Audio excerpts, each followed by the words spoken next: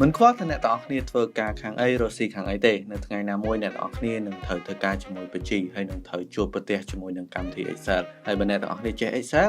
វានឹងជួយសម្រាលបន្ទុកយើងខ្លាំងមែនទែនថាមិនត្រូវអាចដោះស្រាយបញ្ហាក្នុងជីវិតមួយចំនួនទៀតសួស្តីអ្នកទាំងអស់គ្នាខ្ញុំបាទសក្តាជួបគ្នាជាថ្មីនៅក្នុងកម្មវិធី BC Technology ហើយនៅក្នុងវីដេអូនេះខ្ញុំនឹងប្រាប់អ្នកទាំងអស់គ្នាពីកន្លែង2បង្រៀន Excel ឥតគិតថ្លៃ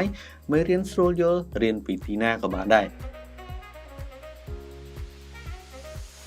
កន្លែងទី1នេះអាចនិយាយបានថាជាកន្លែងល្អជាងគេបំផុតគឺ Microsoft Excel Help Center ដែលហៅថាអ្នកបង្កើតកម្មវិធី Excel គឺក្រុមហ៊ុន Microsoft គាត់ជាអ្នករៀបចំមេរៀនក៏ដូចជាចម្លើយទាក់ទងទៅនឹងបញ្ហាដែលមនុស្សឧស្សាហ៍ជួបប្រទះច្រើនតែម្ដងដាក់នៅលើ website មួយដើម្បីចូលទៅកាន់ Excel Help Center អ្នកនរគ្នាគ្រាន់តែចូលទៅ Google រួចហើយវាយពាក្យថា Excel Help Center នេះទៅនឹងឃើញហើយ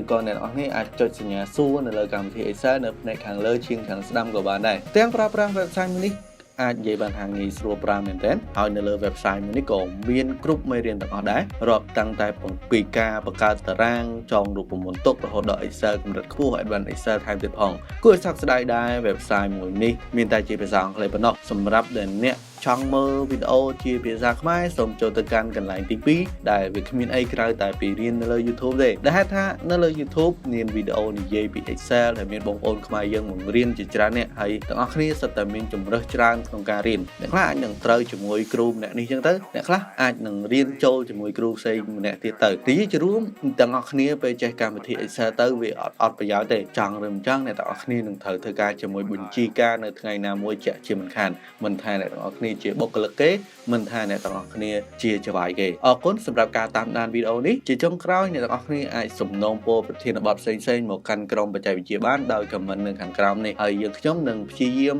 លើកប្រធានបទទាក់ទងនឹងបច្ចេកវិទ្យាជាពិសេសសម្រាប់អាជីវកម្មមកជម្រាបជូនអ្នកគ្នាអរគុណម្ដងទៀតហើយក៏សូមជម្រាបលាការអៀកបិទជើងតាអេសីមានអត្ថប្រយោជន៍ដូចជាជួយកាត់បន្ថយជំងឺទឹកនោមផ្អែមទឹកនោមប្រៃលើសជាតិអាស៊ីតលើសឈាមសត្វល្អិតក្នុងឈាមស្រូបជាតិពុលក្នុងរាងកាយកាត់បន្ថយការឈឺសន្លាក់ស្ពឹកដៃស្ពឹកជើងជួយឲ្យសម្រានលក់ស្រួល